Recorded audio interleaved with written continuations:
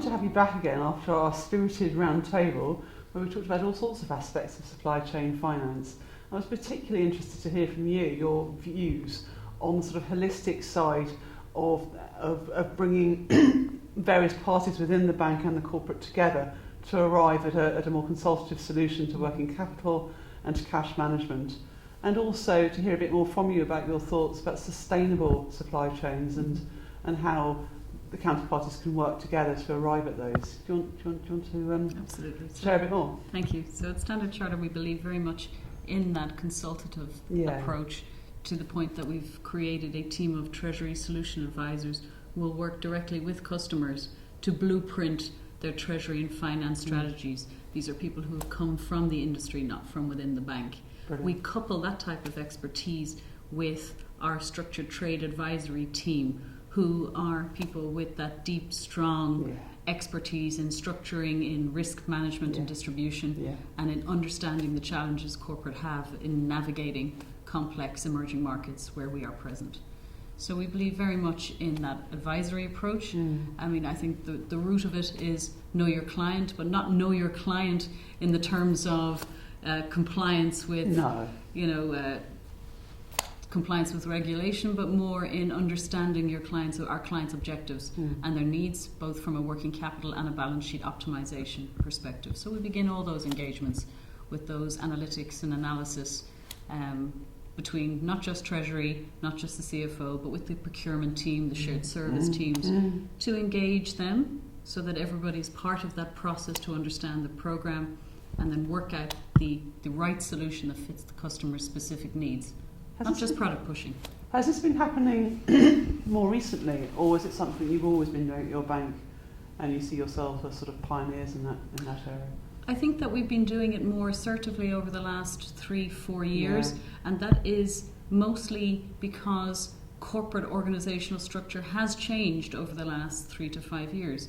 Corporate treasury, procurement, credit departments, shared service centres didn't always on the corporate side have a very deep connectivity with aligned technology, aligned objectives. And actually since the credit crisis, for example, since about 2009 or 10, you've seen much more collaboration on the corporate side across their own internal stakeholders, which we match from the bank now more effectively. So it is a change over the last 3-4 years. Do you think technology and the sort of evolution of enterprise resource planning systems has helped facilitate that, or have client and bank behaviours driven technology?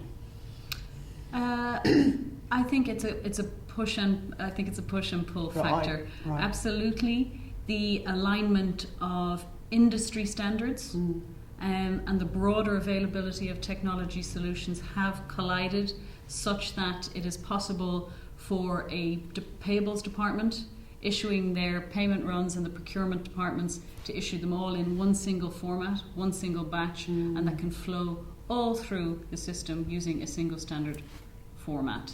That is why you see a combination now for the first time ever of, well, not the first time ever, but you see a combination of discussions around cash management in combination with the trade and supply chain discussion, because they go hand in hand. These are not individual silos of responsibility at the organisation, nor are they at the bank. You're very active in Asia, headquarters in Singapore. The development in SIPS and the RMB and some of the transactions that are going on there plays to your strengths in that area. I wondered if you could tell us a bit more about that. Well, I think as a bank with a long tradition in emerging markets, especially in China, we're very proud to be part of the Chinese government's One Belt, One Road initiative, which is designed truly to recreate the Silk Road, boost trade, boost investment, boost and standardize infrastructure to make it a more powerful trading bloc, for it to be easier for corporates, multinationals and SMEs to manage value chains across the region. Okay. That is one area. I think We've talked a little in our roundtable today about the importance of standardisation, Yes, we did. whether that was KYC standardisation, whether it was standardisation of technology so that bank proprietary and third parties can coexist for the benefit of everybody. I think that there is a huge increase in collaborative commerce Good. currently, especially in the South-South trade axis, where not just economies, but banks, third-party providers, and the entire ecosystem are working together. There's a bigger growth in South-South trade than the other parts of trade than the last time we looked.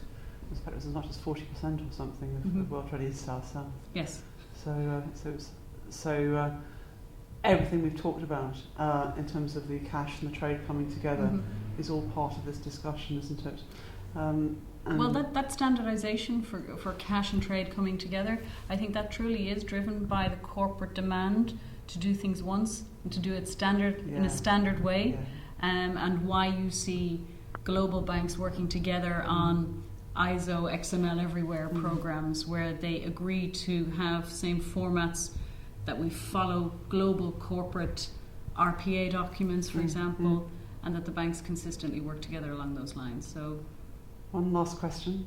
How confident are you that the right amount of standardisation will happen within the next year or 2 years? At the moment it's getting there, but it's quite slow, isn't it? I think there's certainly some way to go. Is the pace picking up? I think there's in terms of two or three levels of standardisation. For corporates, what first and foremost is important is the standardisation within their own, with every individual banking partner. Yeah. So they want a consistent look and feel in every geography that they work with you, but across geographies. Okay. So that's one level of focus which every bank would have, including ourselves. So we have continuously been at the forefront of trade innovation. In our initial, we were the pioneer of the BPO transaction. I remember. In that, we participate in all of the SWIFT initiatives, both around XML standardisation, but KYC registry. BP Aromatics, that was your first deal, wasn't Absolutely. it? Brilliant deal, that. So we invest in standardisation heavily and lead in that. But it is corporate-led also. That's good to remember. And that's a great note on which to end. We are led by our customers. And thank you very much.